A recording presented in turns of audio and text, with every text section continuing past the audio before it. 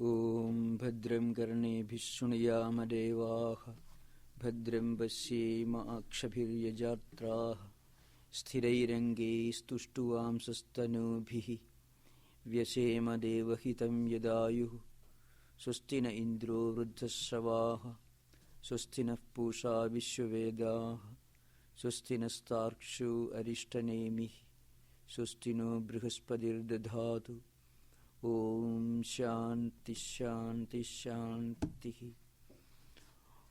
O Almighty God, may we hear with our ears what is auspicious. May we see with our eyes what is auspicious. May we, while offering our praise to God with our bodies strong of limbs, enjoy the life which the God has pleased to grant us. May Indra of great fame be well disposed to us. May the all-knowing Pusha be propitious to us. May Garuda, the vanquisher of miseries, be well pleased with us. May Brihaspati grant us all prosperity. Om peace, peace, peace.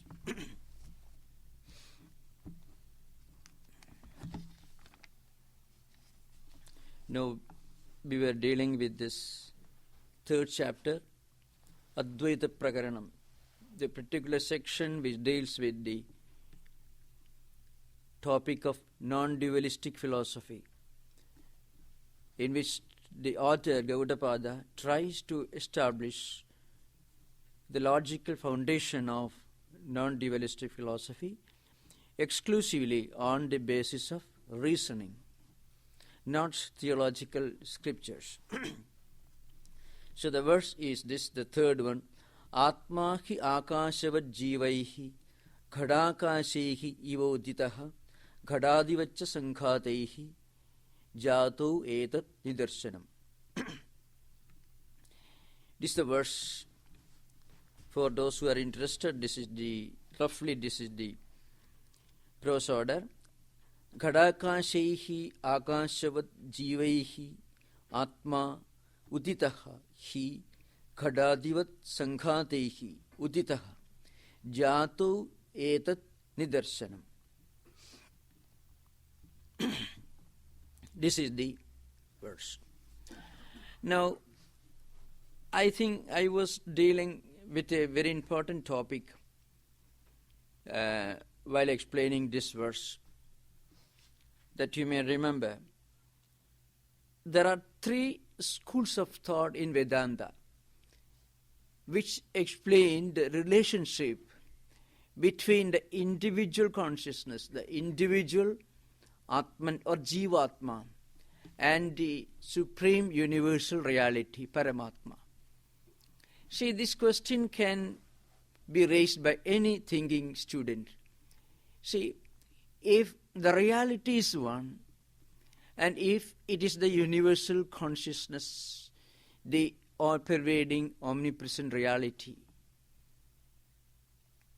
and then if that omnipresent reality is also the immanent reality residing in all beings, then how is it that we feel so different from one another? On the one hand, we feel we are different from one another. On the other hand, we also feel that we are different from the Supreme Consciousness. This feeling is there. So, how do we feel this difference? So, what exactly is the position of the relationship between the universal, between the cosmic and the individual reality? This is explained in three different ways in Vedantic tradition. And there are three theories put forward by three schools of thought in Vedanta which emerged during the post-Shankarite period, mostly among his immediate disciples and also their followers. The first theory is called limitation theory, technically it is called Avachedavada. The first one is limitation theory. And it was propounded by a great Advaitin who was a follower of Shankaracharya. His name is Vachaspati Misra, who lived perhaps 150 years after Shankaracharya's period, around 9th century AD. Now, he tries to explain the relationship between the universal consciousness and the individual consciousness. Now, suppose you have got a pot, which is called in Sanskrit ghata, a pot. You can think of any vessel, but this is the classical example given in the ancient classical philosophical works. So I'm just repeating that. In case you read more advanced books, at least in English translation, so you will remember, because these are the classic examples.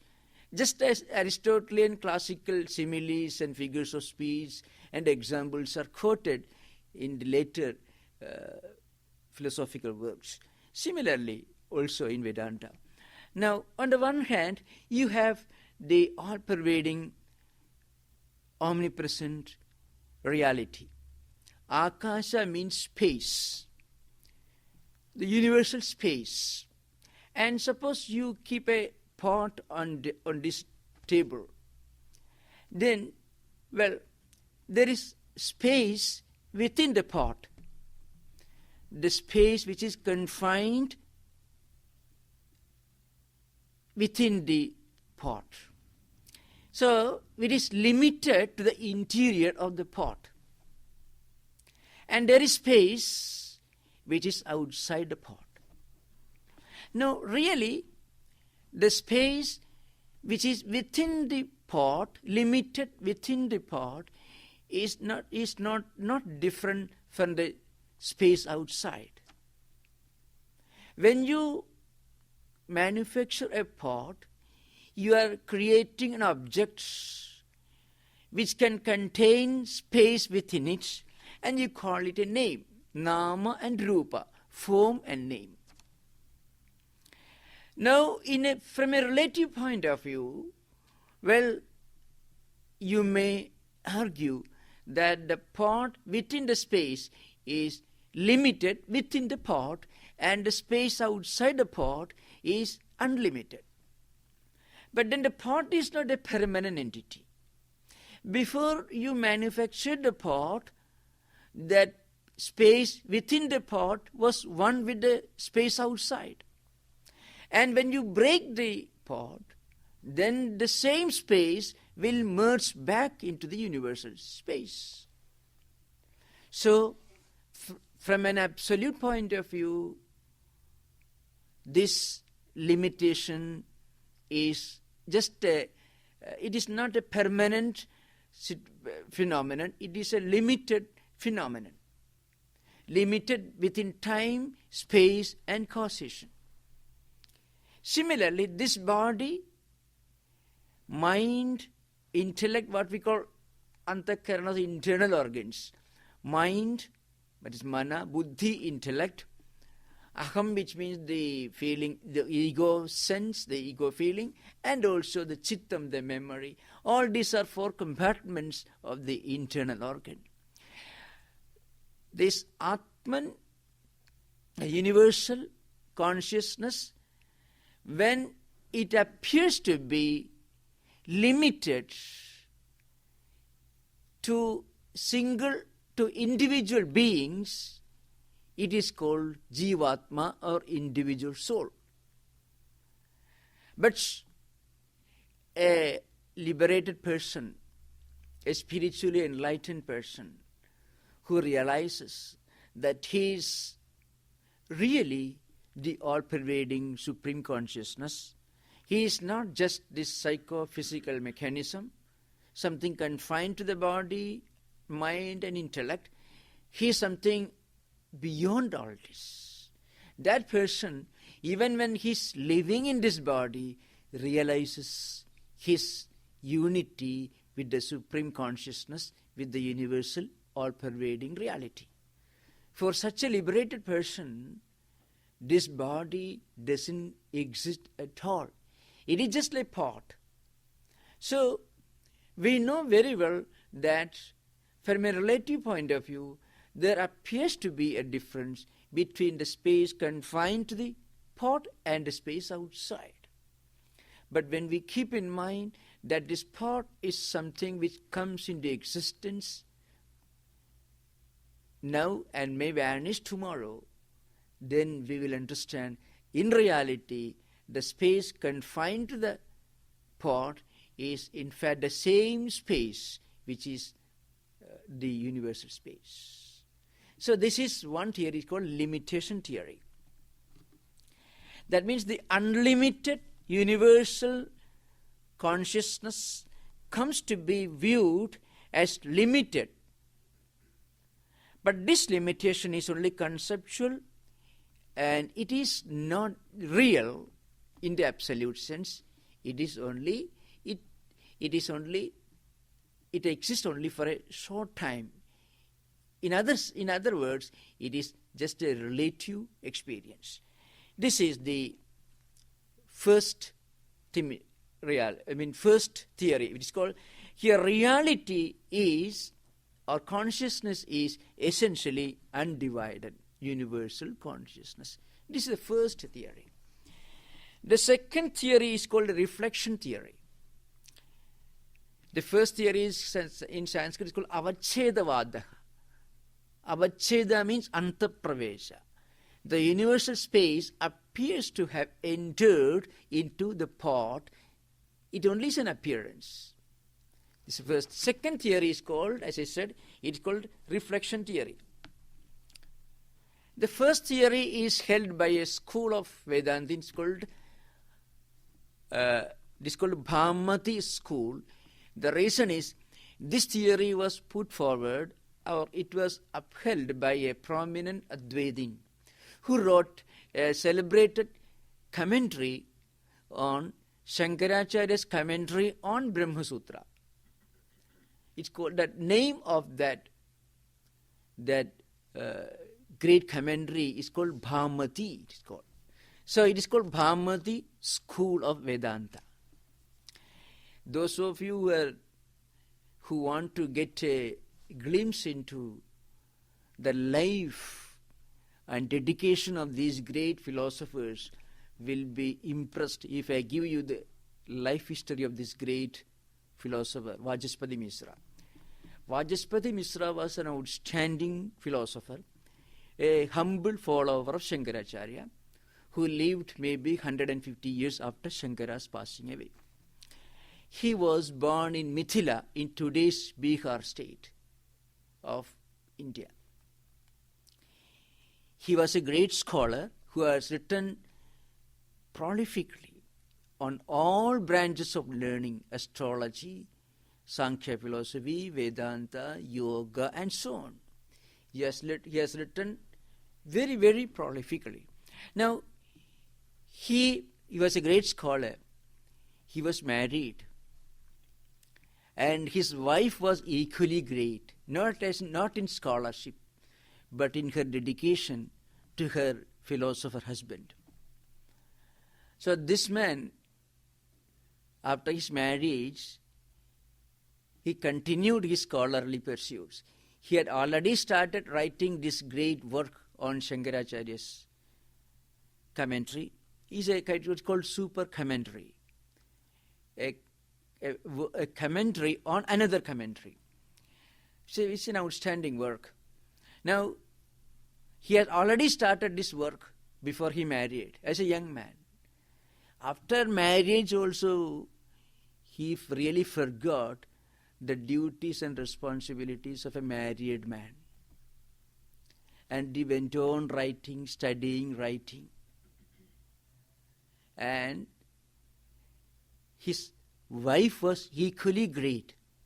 She understood her husband's greatness, so she did not want to disturb him. She was not like the wife of Socrates or Tolstoy, the other side. She was as great as her husband. She wanted to be a part of the great dedicated life of her saintly husband. So she did not drag him to worldly pursuits, worldly life. And one day, in the evening, the lamp was slowly flickering. So by the time this man had become an old man, mind you, Bajaspati. So he called his wife, please come and put some oil on the lamp, which was about, it was getting dimmer. And as she came, she was pouring oil in the lamp, and he found the lady had become very old. He had also become old, but he had forgotten. He had never thought of his age.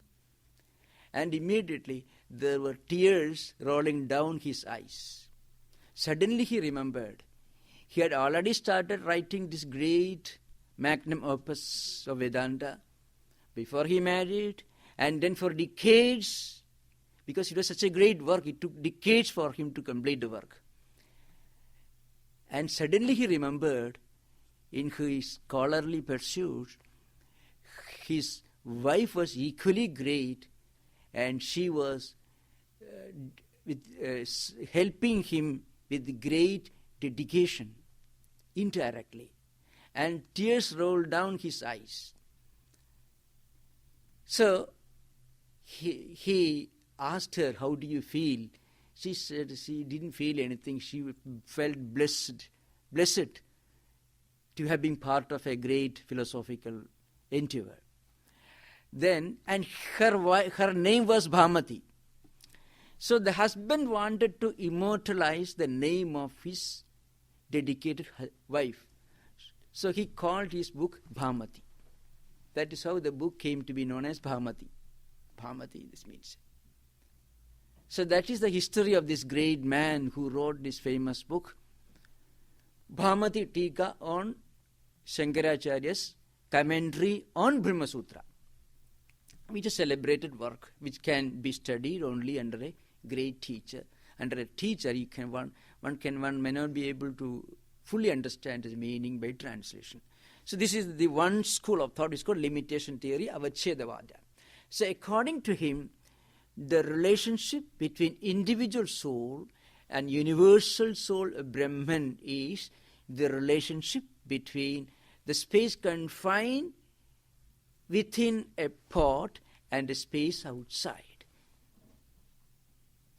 The limitation is just an illusory, unreal feeling. In reality, there is no limitation at all. The individual soul is the same as the universal consciousness.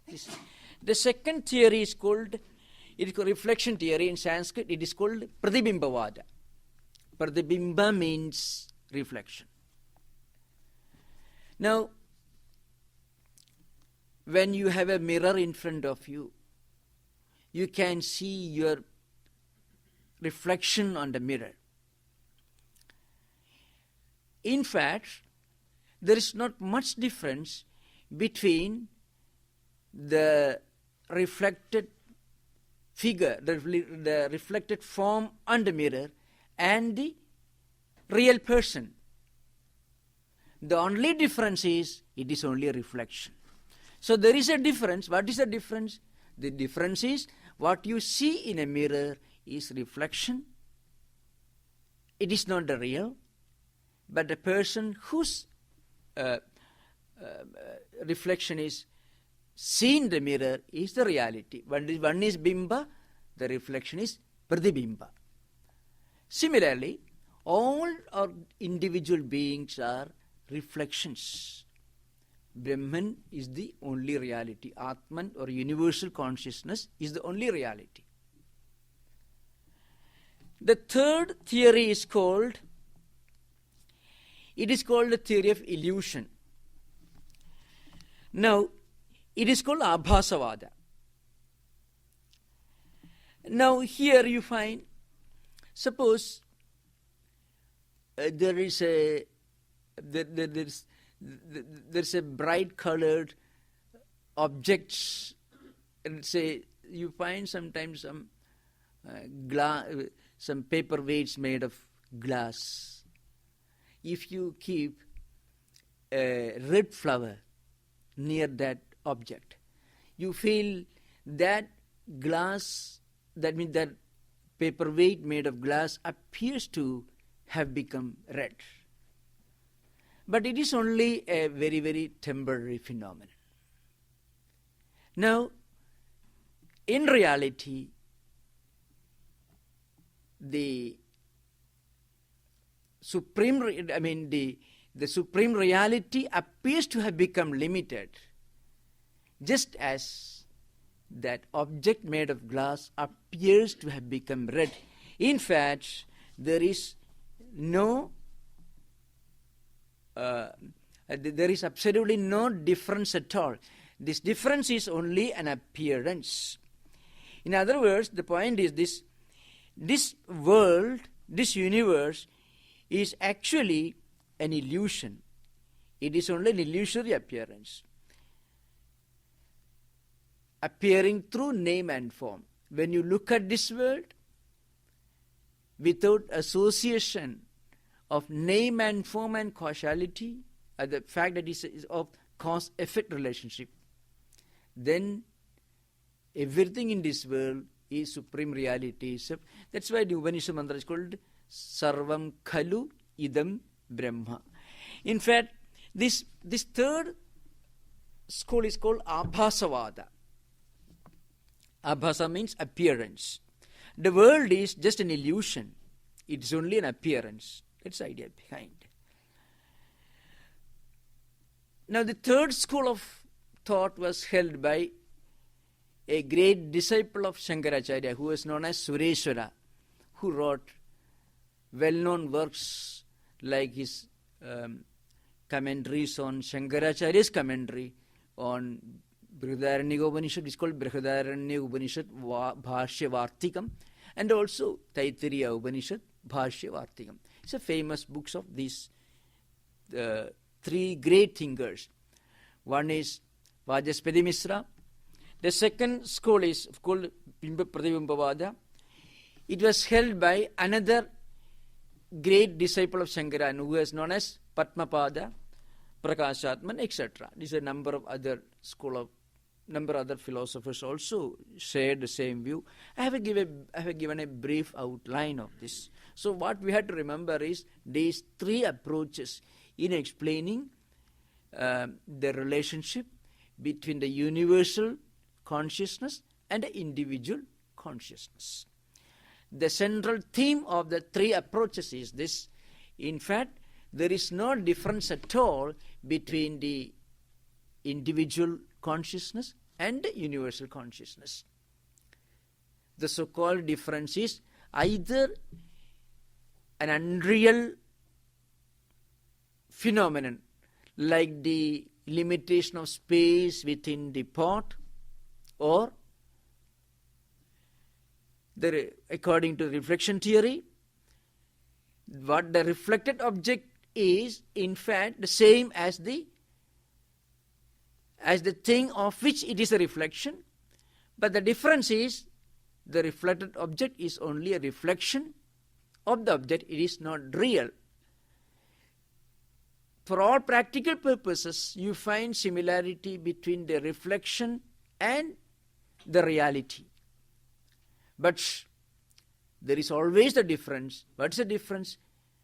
The moment you remove the mirror, the reflection vanishes. The reality only continues. Similarly, this mind and buddhi, mind and intellect, on which the supreme reality reflects,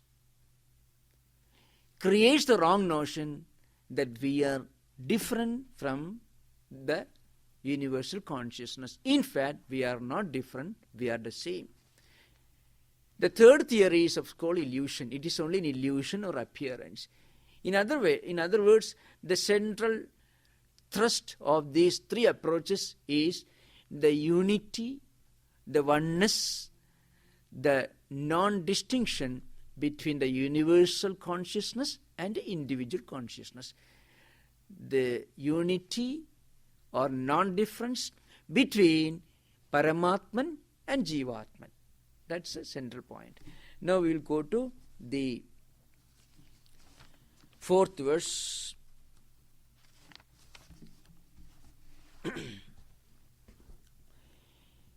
Fourth, I think, yes. Okay, this 4th verse. Ghadadishu pralineshu ghadakashadayo yatha akase sampraliyante tadvajjiva iha atmani. This verse, the implication of this verse has already been explained, but I shall continue. The prose order is this: Yatha khadadishu pralineshu khadakasha deha akashe sampraliyante tadvat jivaha iha atmani sampraliyante. This is the explanation.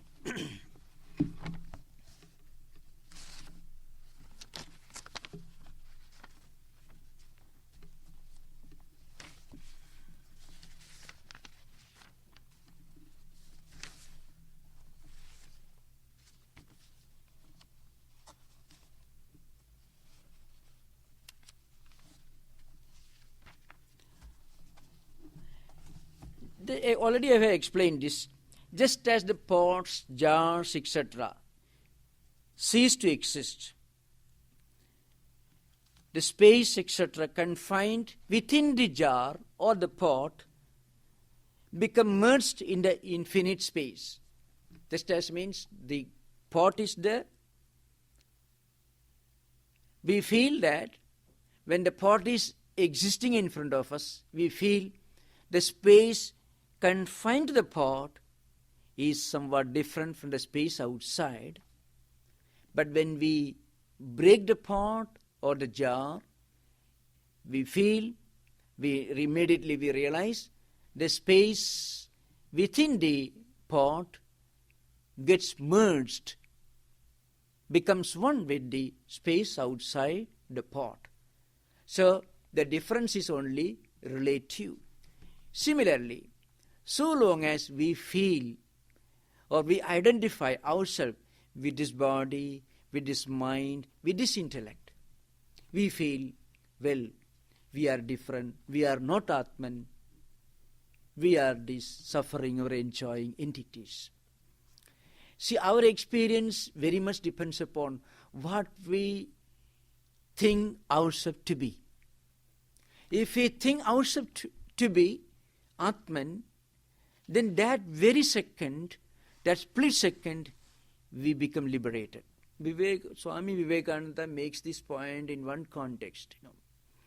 If we can sincerely feel that we are the universal consciousness, that we are not just this body or psychophysical mechanism, that very split second, we can be liberated. We can feel that freedom, that the spiritual experience of being one with the universal consciousness.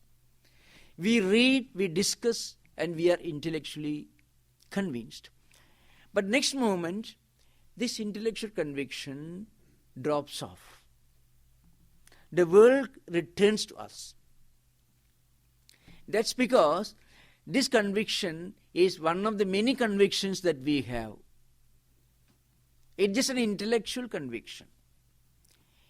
If that conviction becomes a matter of inner experience, then that very split second, one becomes liberated. That is what happened to Ramana Maharshi. Sometimes this kind of liberation takes place when you get a terrible shock in your life. When something happens to you which gives you a shake, not only a shock but also a shake to our convictions and our pampered ideas about ourselves and life. And that will make us open our eyes. See, Ramana Maharshi was a student. His father died all of a sudden, and immediately, just after the cremation ceremony was over, the young man was thinking, well, my father was here after all, now where has he gone? He was here, he was very much a part of my life. Now where has he gone? So very often death is a real reminder of the immortality of existence. See, death means the disappearance of the perishing entity. Till death, we feel this body is eternal. In fact, you read, people read any number of Vedantic books and they become intellectually convinced. But the moment something related to our daily life occurs, that conviction vanishes. And we explain this in the light of Maya. Maya is the inexplicable, inscrutable fact of our life. Every moment we are reminded of the mortality of this body, the perishable nature of everything that we consider to be real, that we normally take to be eternal. In fact, if there is anything in this world for which we work with all dedication, it is because of an inherent feeling that objects for which I am working will bring eternal peace and happiness to me. People go after money and become cutthroats because they feel that money will give eternal peace and happiness. Money will bring them freedom from all problems. Intellectually, they may be professors of philosophy teaching Vedanta, and they may know, intellectually they know very well that all the empirical things, including money and status, come and go, not eternal. But still, when we pursue them, suddenly we fall into the trap of thinking that it is eternal. Similarly, every thinking person knows that this body is perishable. And very often we feel when you go to a cremation ground, when you suddenly experience the death of somebody with whom you are living, who was dear to you, suddenly you feel, or for a moment at least, even an atheist may suddenly be struck by this idea, well, this man was living yesterday, where has he gone now? I'm sure I won't meet him again. But at that moment, well, there is something beyond this. He was here, now he is not there. Is he only the body, or is he something other than the body, which remains even after his body has ceased to exist? So death serves two purposes. While reminding us of the fact that body is perishable, it also reminds us of the fact there is something beyond this body which may not be perishable, which may be imperishable. So in Ramana Maharshi's case, this is what happened. He was very dear to his father, and his father was very dear to him as well. Suddenly the old man died. Then he was thinking, what happened to me? Suddenly he himself felt that he was about to die. He felt icy, the touch of the icy hands of death, as the poet calls it, behind him. And he felt that he himself had that kind of experience. And that suddenly opened his eyes towards two things. One, the perishable nature of everything other than Atman, and the imperishable nature of Atman. Both these ideas suddenly struck him, and he left his home and everything, went to Tiruvannamalai and stayed there. And he became the great Ramana Maharshi. Before that, he was only Ramana. So, here in this verse, it says, Ghadadishu pralineshu ghadakashadayo yatha akase sampraliyanti tadud jiva iha atmani. So, when we feel that the space within the pot is one with the space outside, when we feel the so-called difference between the individual consciousness and the universal consciousness is only an illusion, like the reflection, or the imagined difference between the space within the pot and the space outside. When we feel that it is just an illusion, at that time so we realize the identity between the individual consciousness and the supreme consciousness. So this verse tells us that just as the pots, jars, etc. cease to exist, so also this body, mind, intellect also will cease to exist. When they cease to exist, we feel the individual space merges with the universal space. The individual jiva or individual consciousness merges with the universal consciousness. When our mind is completely ready to accept this truth, not only intellectually, but emotionally also, then a single reading of this verse will make us a liberated soul. That's what Swami Vivekananda means in one context.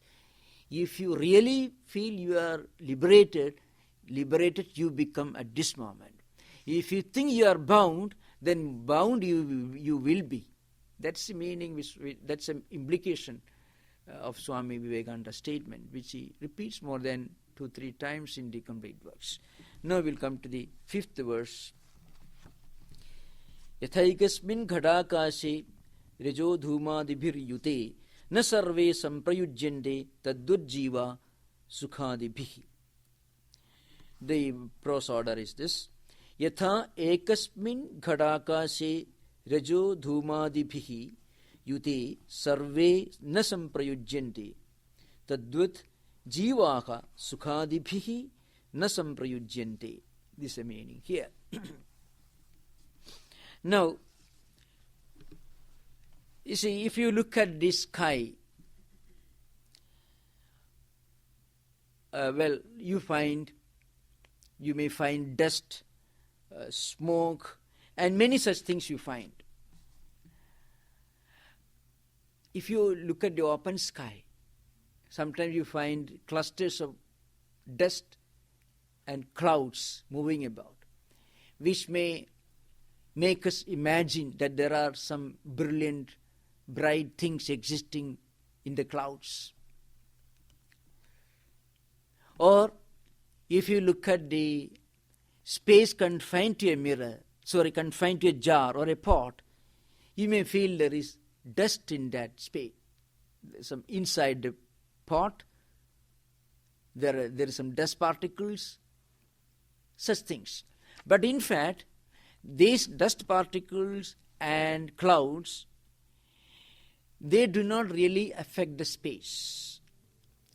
Similarly, when you identify your own individual consciousness as the same as the supreme universal consciousness, then the feeling that I'm hungry, I'm thirsty, I'm happy, I'm unhappy, I'm miserable, I'm suffering all these things will not affect us. One may ask the question, even when you have become a liberated person, you don't feel hungry or thirsty. Great liberated persons also eat food, drink water. Great Brahmajnanis, those who have reached the highest level of Vedantic wisdom, those who have experienced the peak of Vedantic wisdom, also feel the need to eat food, drink water. They may sometimes they also get angry. Sri Ramakrishna, Shankaracharya, all the great spiritual personalities anywhere in the world, Swami Vivekananda, all of them. They apparently, you find there are different moods in them. They don't sit like stones or trees. The idea is this. Even if they undergo all these normal empirical experiences, they are not affected by them. within them there is a strong feeling that they are the one with the supreme consciousness. Within them there is the realization that they are not this psychophysical mechanism, they are something beyond all this. They are the same universal, omnipresent, immanent, supreme consciousness. The only difference between those great liberated souls and men and women of spiritual wisdom and common people is this. The only difference is this. The common people are highly affected. Their life is completely shaken. They collapse under the weight of misery, sorrows, happiness and unhappiness. They are crushed. They are so much affected by all this. Great spiritual personalities also, when they live in the world for doing great things, they also undergo some of these emotional moods. But they don't crush. They are not crushed under the weight of these passing, fleeting, emotional fluctuations. That's the main difference. So in one of the Vedanta books, they give the difference between a liberated soul who has fully experienced this non-dualistic truth and others who have not experienced. The difference is this. A king who plays violin in his own court or maybe in his personal room, in his drawing room. He may be an amateur musician, so he may also play violin, but he doesn't have to please anyone. Now compare the king with a professional musician who is invited to the court, the royal court, where he is invited to play. He will be very anxious to give a good performance. If he plays very badly, he may be punished. Not now, maybe during the medieval times. And if he plays very well, he may be rewarded. And if he doesn't play well, he may be even punished. So he will be very anxious. So those who have not realized that identity with the supreme consciousness are like the professional musicians who are invited to the royal court, where they are under compulsion to put up a good performance. They are not free because they have fear or expectations. Fear of punishment and expectation of reward. But the king is not bothered. So the liberated soul is like the king who plays in his own drawing room, who plays violin. He doesn't have to please anyone. If somebody tells he is a bad musician, it doesn't affect him. That's the main difference. So a great liberated soul is not affected by the worldly, empirical fluctuations and ups and downs. That's the main difference.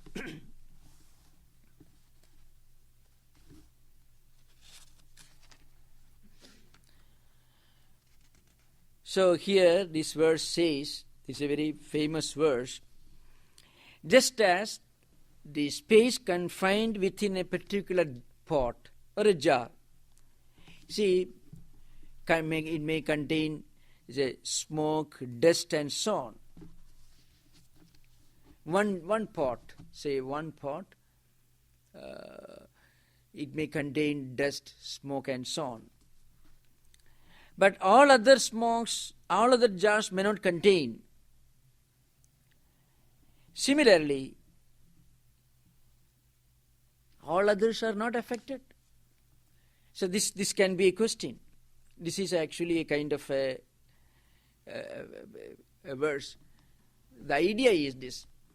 A person, an individual soul, who really realizes his identity or unity or oneness with the universal consciousness, even when he is living in this world, the moment he goes beyond the conviction, beyond the wrong notion that he is just his physical body, that very moment he feels his identity, and all the experiences, good or bad, happiness or unhappiness, immediately vanish.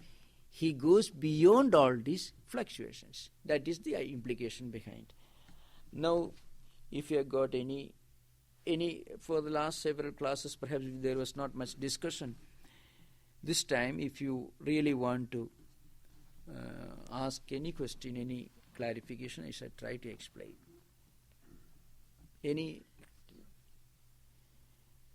have to remember this third chapter is an attempt to explain the principle of non-dualistic philosophy on the basis of logic or reasoning. Yes.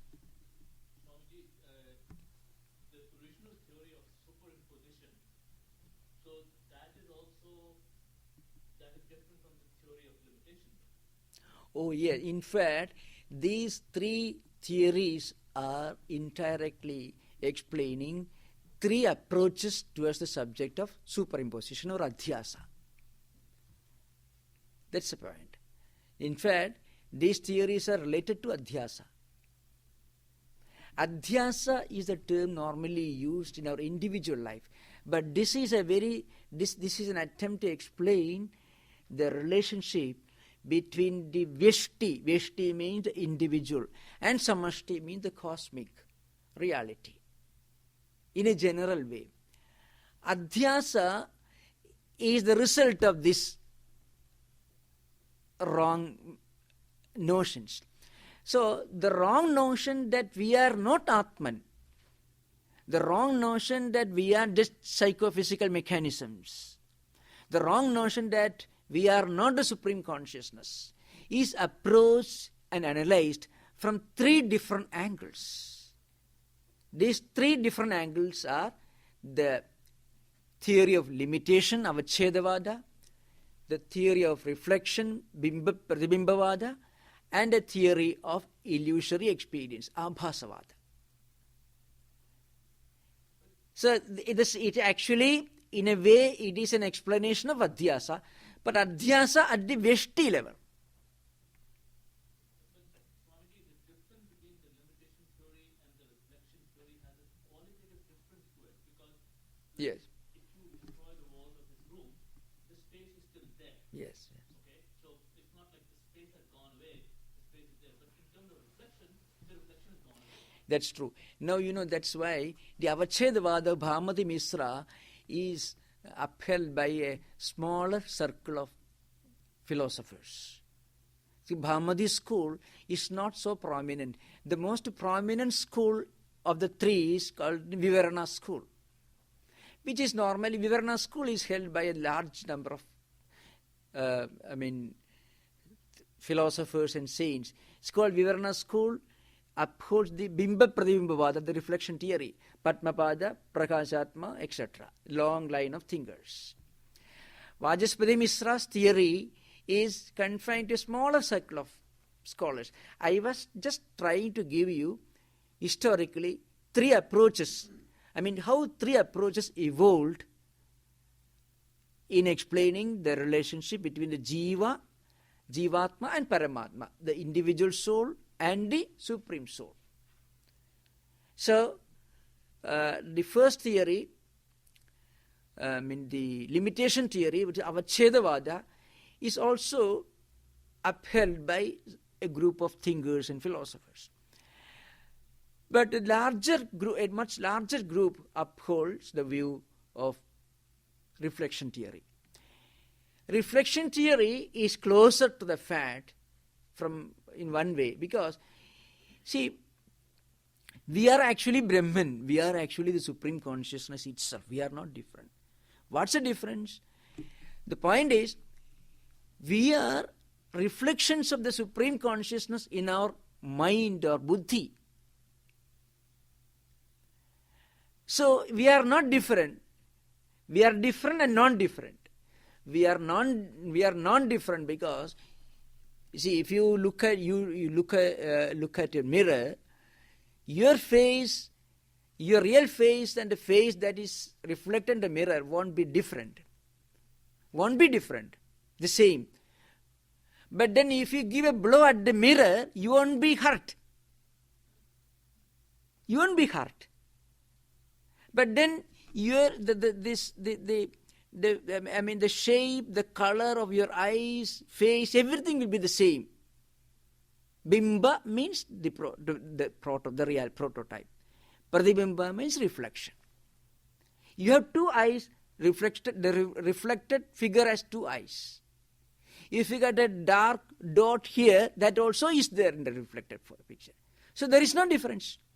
But if you throw a stone at the mirror, at the reflection, you won't be hurt. So there is a difference. There is non-difference because the appearance is identical. There is difference because it is only a reflection, it is not the real. But then the moment we realize that we are not this buddhi on which it is reflected, that very moment we realize, oh, we are the Atman. But to realize, to reach that experience, buddhi or mind should be pure. It should be completely cleansed of all other impressions. I think I gave this explanation earlier. Suppose you have lost something very precious, and on the recovery of that missing object depends your whole existence, and you are going in search of it. You find it lying right in front of you on the street. You won't mistake. The moment you see it, immediately you grab it. You won't think whether it's the object you are looking for or not. Why? Your mind is completely cleansed of all other impressions and tendencies. Your mind is completely concentrated on that object. Mind itself takes the form of that object. So my mind will take the form of the object on which it is concentrated. So you won't mistake. Similarly, if a person who has made himself spiritually fit, it's called through sadhana chadushtayam, means the fourfold disciplines in Vedanta. If you have fortified yourself with those four disciplines, then the moment you read this book or hear these Vedantic truths, it becomes a matter of experience to you. Spiritually, if you become fit for that. Because this spiritual fitness makes you, gives you so much of intensity, so much of concentration, that the moment you hear, you listen to the Vedantic truth, it becomes a matter of experience to you. That's what happened to Sri Ramakrishna. His guru only gave him, gave him instruction once, and it became a matter of experience to him. So like that. That's right. Any other?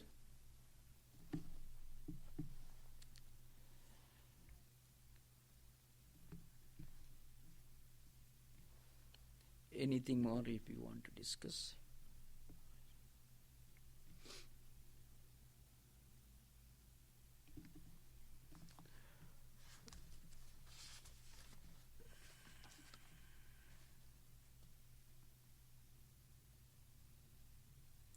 There is a famous verse which, if you are interested, you can write. Vajaspader avacheda abhaso artigasija samksheba sharira krudu pradibimboyam yateshide. It is a famous verse which outlines three schools. Means three approaches.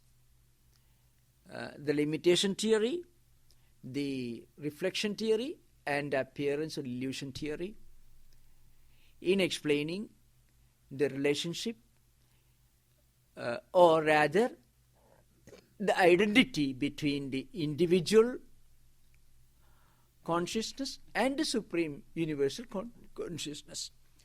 The central purpose of these three theories is this: to establish the fact that the individual consciousness is the same as the supreme consciousness. There is no difference, no distinction, perfect unity and identity is implied by these three theories. Om Shanti Shanti Shanti Hari Om Tat Sat Sri Ram